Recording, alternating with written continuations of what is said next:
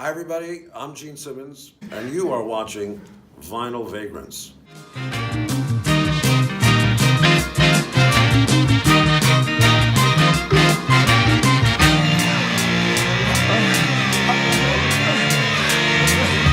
All right, vinyl community, Vinyl Vagrants here, and we joined the vinyl community officially, I guess, 2 videos ago. We just kind of jumped in. We never made our introduction video, so again, after watching numerous videos from other people in the community, we're like, well, if we're gonna join this, we got to do it properly. So Here we are. here we are. We're gonna put together our introduction video. And we've got one of the lists that I've seen in a number of videos, and we're just got our records here in front of us, and we're in the Kiss lair in Chuck's house, so I don't have all my records, but we definitely have a great list of items to go through with you today. So yeah, we don't have every record that maybe John's going to talk about. For the first couple questions, I'm just gonna take care of the first few very quickly. I own approximately 300 records. That's about a guess. I do use Discogs to catalog my collection, but I fall behind every once in a while. So my Discogs said 246, and I know I'm pushing probably about 300 records. What about you? yeah, thanks to you, I have the Discogs app as well, and I'm at 323. Wow. So I every purchase I make just because I had a nasty habit of buying multiple copies of records. Yeah. So now with All done. Discogs, I don't have to worry about that. So We've all done 323 records. All right. And then as far as what record player do you own? I own the Denon DP300F, and it's an automatic turntable. And I thought, I had an old Panasonic turntable, and it had an adjusting knob where you could adjust the speed of the record. And I always felt like I wasn't perfect. I would play with it until the record sounded just right, but I wasn't sure. And I was all excited when I upgraded to my Denon, and not just the Denon. I also have a Ortofon 3 or Ortofon red needle. I did upgrade the needle on that, and I thought, wow, this is like a Cadillac record player. Now look, I understand it's still a low end record player because it's automatic, and I do think the next step in my system, maybe at the end of this year, is to go. I'm gonna upgrade, I think, and I'm gonna go away from the automatic and really go pure, where I gotta manually lift it and lower it. So anyway, For me, it's I have an Audio Technica. I had an old Sony record. I had an old receiver. I had old speakers. So I just upgraded everything in the last year. So I bought an Audio Technica turntable, automatic. Bought an Onkyo receiver, and I bought a pair of ELAC speakers. So for me, it was a total upgrade. But similar to you, the purists, right, in terms of turntables, probably not there yet for me. But in terms of sound quality and improvement from what I had before, a massive upgrade. yeah. And do you happen to know the model of the Audio? It's a nice turntable, isn't it? White, isn't it? Yeah, Mostly white. It's white and red with red highlights. It's not the low end. It's like the 120 or the 180 or something like that. It's a nice looking player. We'll have to get a picture of it. Maybe we could throw it up there. All right.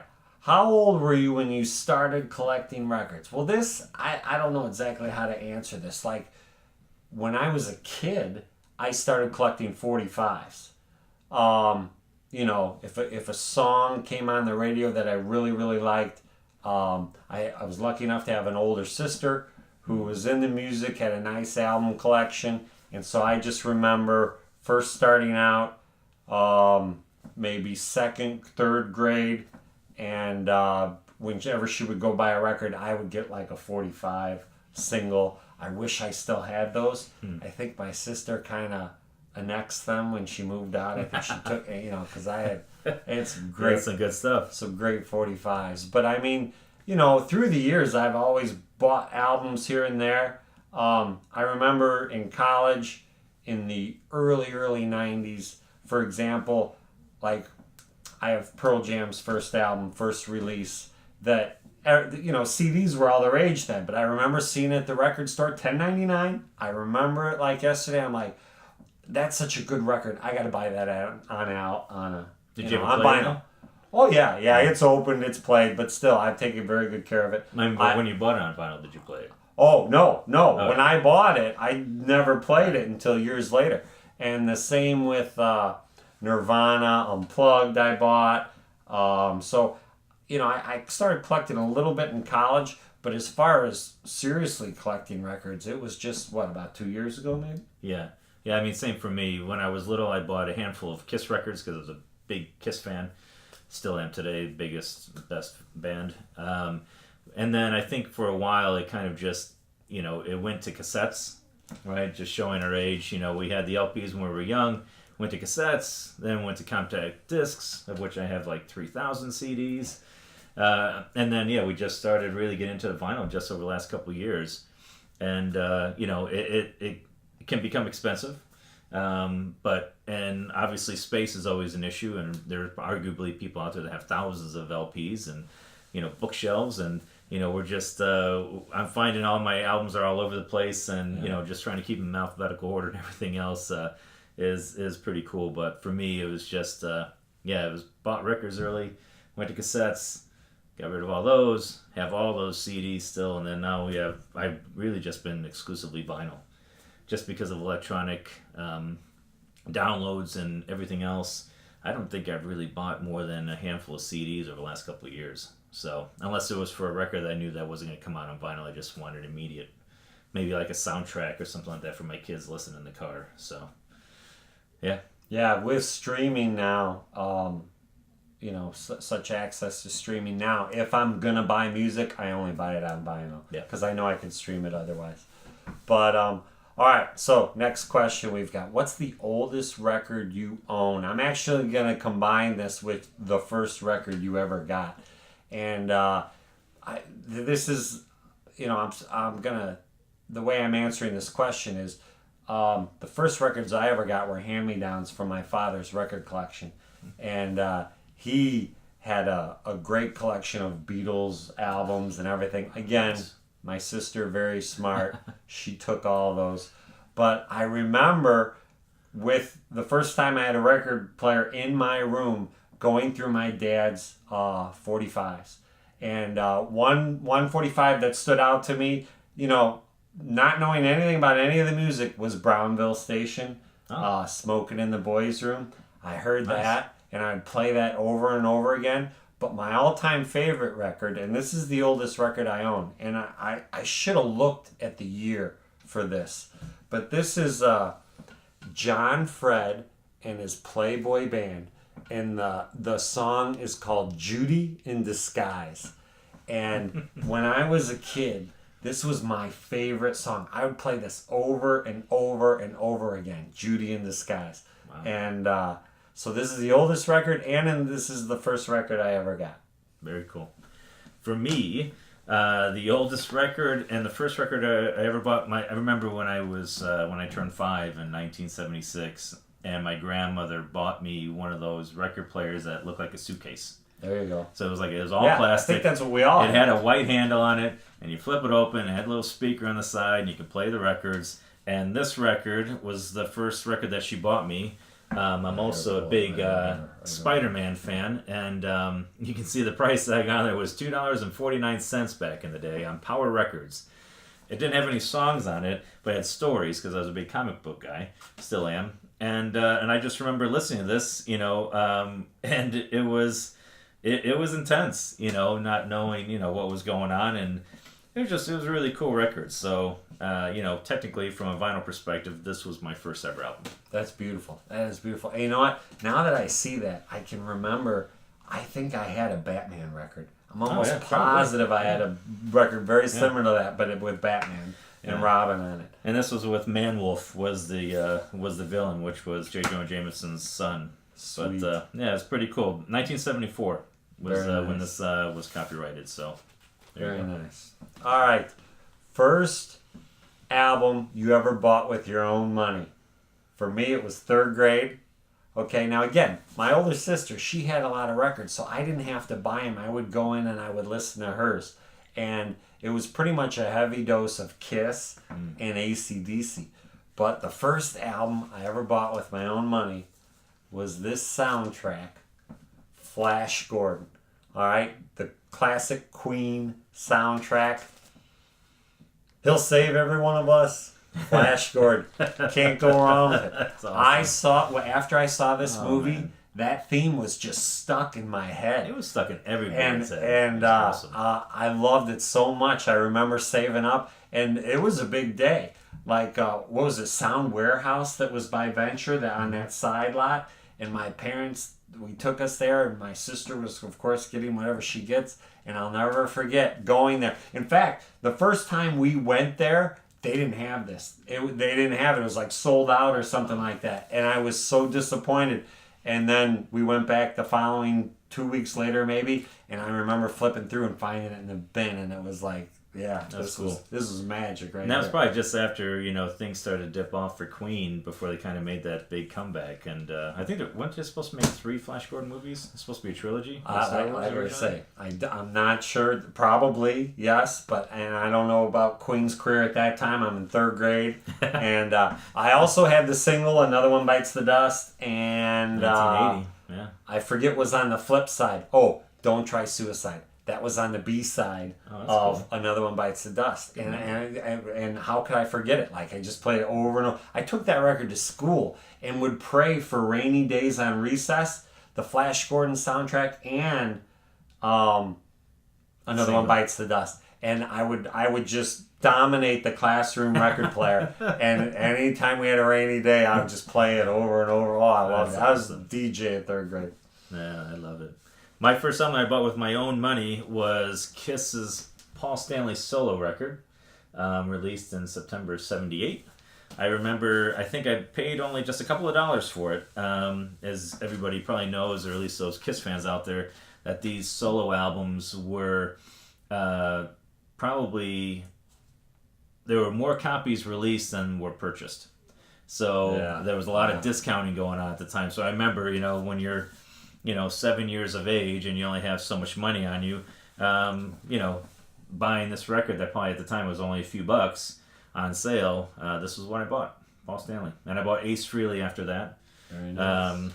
And I didn't buy the Gene Simmons and Peter Criss albums till much later, but Paul Stanley was my first record I ever purchased. So very, very, I love it.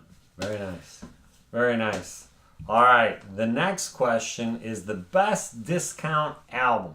This is an album you find in the record bins for like $1, $2, $3.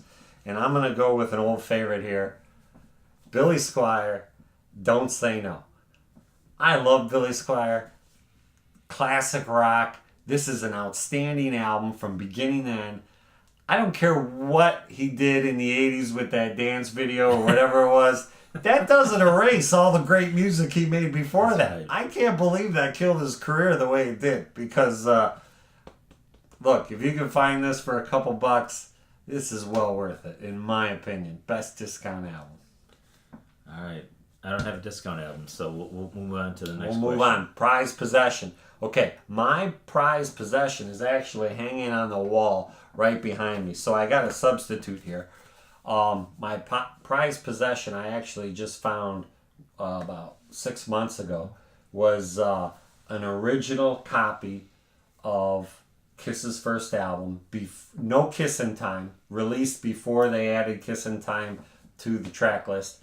And it was just in outstanding condition. Like, whoever had this just took so much care. There's not even a ring where the record goes on this, and it's legit. It's not counterfeit. It's not a reprint. And I've got it in a frame over my shoulder here, and so that's my prized possession. But I mean, Kissing Time is a pretty cool record, though. Yes, but to have the album before an early copy in great mint condition, you know how it all goes together. All right, so for me, a couple questions here. I'm going to wrap up in one. One of the earliest records I also received, this is my prized possession, is Kiss Destroyer, also received in 1976. And as you can see, I had Paul Stanley and Gene Simmons sign the record. So for me, it's just not only is it my favorite prized possession album, but it's also my favorite album by my favorite band. So Kiss Alive 2 and the first Kiss record are definitely major highlights for me, but it all comes down to this. This is the record that got me started in Kiss. For those who watch any of the Vinyl Vagrant videos, we did Destroyer a few months back, and yeah, I mean, there's not much more I can say about this record other than the fact that this started my escapism from the realities of life, and just putting this album on meant everything at the time, and it still does today. Yeah, nice choice. And just to keep on the same page here, my favorite album from my favorite band, I'm going with Kiss Alive 2. And this, critically, Kiss Alive 1 is a better album. Right. But for again, my age group when this came out, in addition, the packaging of the vinyl and the things that came with it, and not to mention some of my favorite photographs ever taken in rock and roll, specifically the Gene Simmons photo on this album, the tattoos inside, the gatefold. Studio cuts. It's just the studio side four studio cuts. Best Ace Frehley song ever. Rocket Ride. Oh, come on. Calling Dr. Love at one of my favorite Gene songs. It just brought all those songs to life. From the Kiss record, Destroyer and Rock and Roll Over and Love Gun. I mean, for us, Kiss Alive 2, man. I tell you, back and forth between Destroyer and Alive 2 for me. Couldn't go wrong either way. All right, for the next one, I've got favorite female artist, and I'm gonna, I was thinking of, female artists that I love, like Stevie Nicks and Pat Benatar, and just going through those classic artists. And then I thought, you know what though, like, it's not too often that I really like modern music. There's not too often an artist comes on, it's like, wow, that is really good. So I updated my favorite female artist, and I'm going with Lorde. This album is outstanding. For a debut album, this girl is wise beyond her years, and this I don't hesitate ever to put this on the turntable. This is a classic as far as I'm concerned, and I love the songs that you never heard on the radio, probably more than the hits. So yeah, I remember you talking about just how you didn't have to skip any songs on the record. Yeah. So I don't have a vinyl version of my favorite female artist, but I probably would pick a Pat Benatar record. There you go. So yeah, I would probably have a handful of her records at home, and that would probably be one of my choices. All right, next one is Impulse Buy. Impulse Buy. Okay, this one I took a chance with. This is called Star Crawler, and you know who they remind me of is blanking out on their name. Let me think of it. Anyway, the song on this that I heard is called I Love LA. And so if you want to YouTube this song, I Love LA by Starcrawler, it's awesome. And so, and how could you go wrong? Look at this girl with the blood dripping down from her. She's a little inspired by Gene Simmons, maybe, with the blood coming down on the chin. How could a Kiss fan turn that down, right? Yeah. Who is the band that did Words and Walking in LA, or the 80s band with the blonde haired girl? Missing Persons. Missing Persons. Thank you very much. They kind of remind me a little bit of Missing Persons, but this was an impulse buy, and I don't regret it. I like it. I could probably choose the Missing Persons record that I have at home as my impulse buy. Yeah? Yeah. Terry Bozzio, just I'm big into the drums, and, he was the drummer for that band, so it'd probably be a choice for me as well. All right. Best album you've ever received as a gift. This was pretty easy because, look, when we want something, we have a bad habit. We buy it. All right? We don't wait hoping somebody will gift us, Will my wife remember that I told her 5 months ago that I wanted this record? No. Yeah, we're not gonna roll the dice like that. So the best gift album I've ever received. This is my favorite, Prince, Sign of the Times. All right, I just love the groove and the feel and the mood that this album creates. and John gifted it to me. So this was an easy choice. That was my favorite record ever as a gift. Beautiful. Hopefully not the last. Yeah. All right, what's the next question on the list? Let's see. Most played album. Okay, here we go. Tom Petty, Damn the Torpedoes. And you know what? You know what's most responsible for me playing this more than any other album is the documentary Sound City. If you're look, I know vinyl community. I'm just assuming everybody in the vinyl community has seen Sound City. But if you haven't, here's the rule. You're not allowed to make another video for the vinyl community until you watch Sound City. When I heard that record and Fleetwood Mac's Rumors on that documentary, it blew me away. Just the effort that went into recording those albums. And when I dropped this on, this is a nice early pressing, outstanding condition. It sounds like Tom's in the room with me. It's just like it just brings new life to these songs. I love this album from beginning to end. So your often played record. Most often played, yes. All right, so for me, a little bit of a newer album. I'm a huge Oasis fan and a massive Liam Gallagher fan. So when he released his first solo record about 24 months ago, As You Were, this was the record that, and also it's colored vinyl. It's a white vinyl. This is a collector's edition. It comes with a number of things. It comes with the 7-inch single and among other things. So this is a record that I play all the time. Thankfully, my girls like the songs on this because it's constantly on. But this is probably, for me, the one vinyl that's been played more than anything over the last probably 12 to 18 months. Yeah. I mean, and I like to try to mix it up, right? Liam looks so angry on that album cover. Like, why is he so mad people are buying his records? Does he feel like he's a sellout? Is that why he's giving you a dirty look? Every time you pick up his album, he's giving you the eye? This is what I get all the time from this guy. Yeah, you know the Gallagher brothers, man. They never disappoint. All right. Best record for a rainy day. All right. One of the questions was the rarest album you have, and you know what? I don't know what the rarest album I have is. I'm guessing it's a record store day purchase. You know, some of those limited releases. Right. So I'll have to look that up. I don't know what my record. I have some old British import records like Blur Park Life and Oasis Be Here Now before they did all the versions of them, the remastered versions. So it's probably rare in this country. Though. Yeah. In the U.S., those are retailing for well north of $100 a piece. So, all right, best record for a rainy day. Zeppelin 3. This is the best record for any day, actually. But just the acoustic stylings of this record make it nice for rainy day music. I could listen to this. And I got you on this record. Yes, you did. Yeah, yes, he did. He told me Zeppelin 3 is where it's at. And it's got a mix of heaviness. The heavy songs. One of my all-time favorite songs, "Out on the Tiles," written by John Bonham, is on there. But that's one of my favorites. So my favorite rainy day album, and this goes back to when I was a young lad, when 8-tracks were big.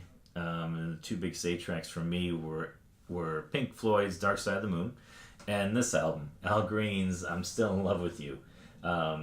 I mean, just for me, this is one of those things where it probably doubles with nostalgia and rainy day, but just it has one of those just easy vibes.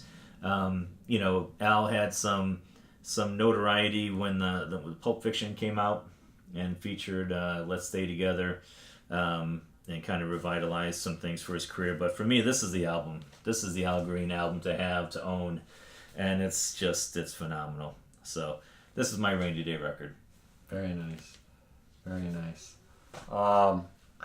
They were talking recently about an Al Green documentary that they're fighting to make, but I think it's really hard to get people to cooperate because of.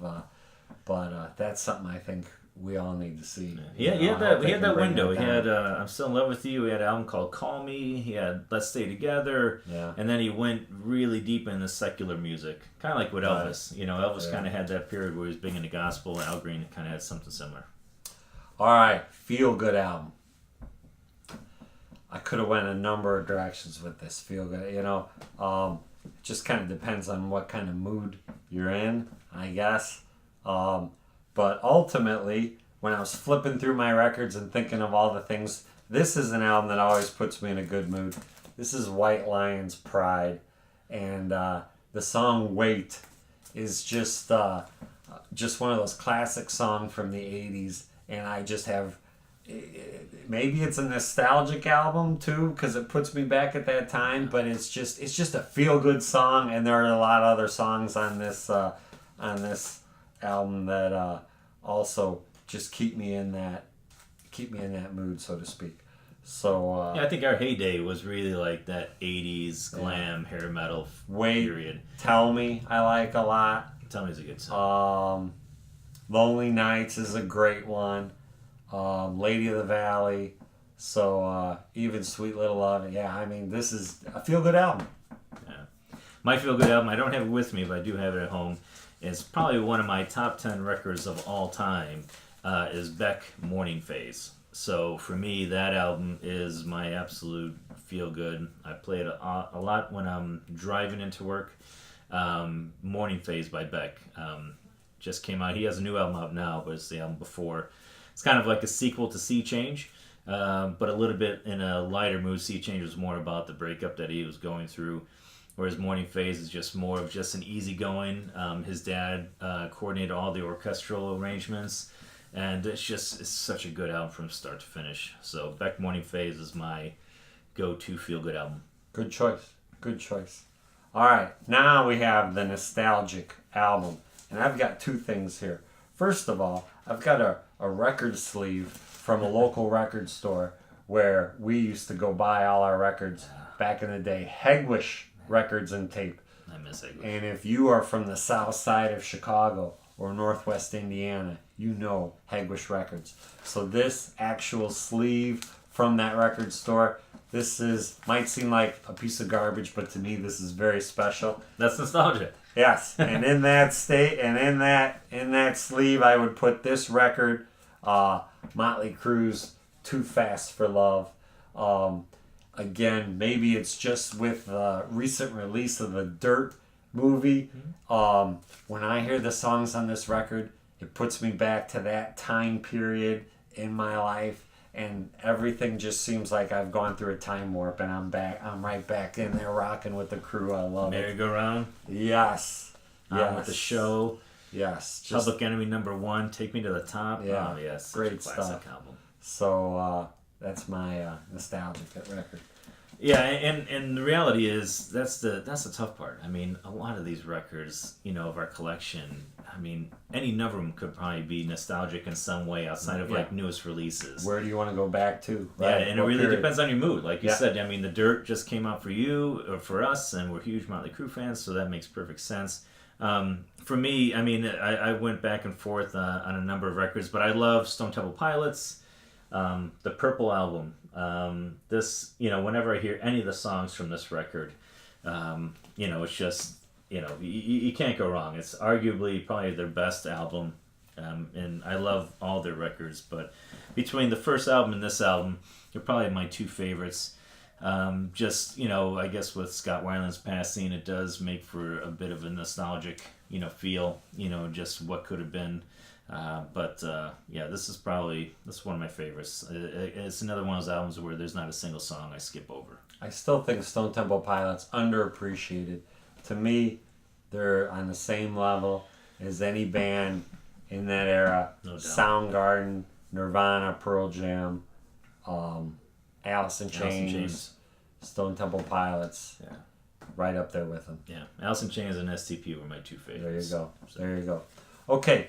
Record store day purchase. I didn't have a great record store day this year. It's probably my own fault. But I didn't really prepare, didn't do my homework. and I was 20th in line, so that had That something just to do with it means also. you didn't get in line early But enough, and you were there. But one thing I was hoping to get, and I was excited to get this. This is a 10-inch record. This is Robert Johnson, okay? And this is Kind-Hearted Woman Blues, and on the other side is Terraplane Blues. And I'm a teacher. I teach. There's a number of stories in American literature about selling your soul to the devil, and when we read those Puritan-based stories, I introduce my students to Robert Johnson. Cool. And it's just he's a fascinating figure in history to me, and so that's what makes me interested. This is actually a '78. My Denon doesn't play '78 records. No. My old Panasonic does, but when I upgrade later in the year, this one I look forward to hearing. There you go. So thanks to Chuck, I guess this kind of doubles as a quasi gift and record store day. Just this past week, Noel Gallagher, again from Oasis, Chuck picked up this Wait and Return EP for me, and just 3 songs. It's colored vinyl, and as he had said that there wasn't there's so many people.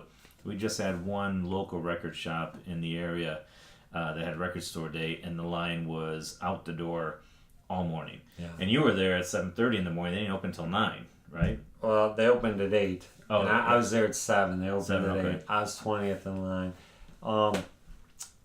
Last time I did Record Store Day, I drove all the way to Chicago. And next time I do Record Store Day, I will go back to Chicago. That's what you got to do. All right. Last question. Recent purchase. Very good. Right here. I was very excited to get this. Warheads on Foreheads. Greatest Hits. Megadeth box It's a great set. title. Yes. And I got a shout out to a fellow member of the VC because he really got me. He did a video on Megadeth's yeah. catalog. Yeah, on Megadeth's It was great. catalog. And I'm blanking out on his channel's name, so I'm gonna have to slice this and go back and tell you the record because that's shameful. All the subscriptions. The one I'm thinking of is not his channel. I'm gonna say the wrong channel, and I don't want to do that. It was a pretty cool channel, and we also met the author of all those records just a couple weeks ago, and you got signed. Yeah. So you have to put that up on the video when you I have a will. chance. Yes. So yeah, we met Dave Mustaine. Mustaine. And he signed. Couldn't have been nicer. Yeah. Couldn't have been nicer. Yeah, really cool dude. So most recent purchase for me was actually just this past week on Record Store Day. It was Queensryche, Operation Mindcrime. Big Queensryche fan. They just had that the first 4 records are just really phenomenal.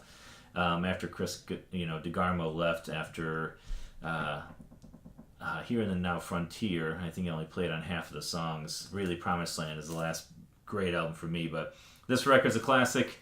Picked it up for a really good price, and that's the last purchase I had for myself. All right. Very nice. That wraps up our introduction video. We went a little long. I hope you stayed with us. But hey, you got 2 videos, so I guess we could go double the length that most of these last. And again, we are big fans of the vinyl community, and I enjoy watching everything that everybody puts out there, and I hope that we can continue to contribute. Yeah. Thanks for letting us be a part of your community. We appreciate it.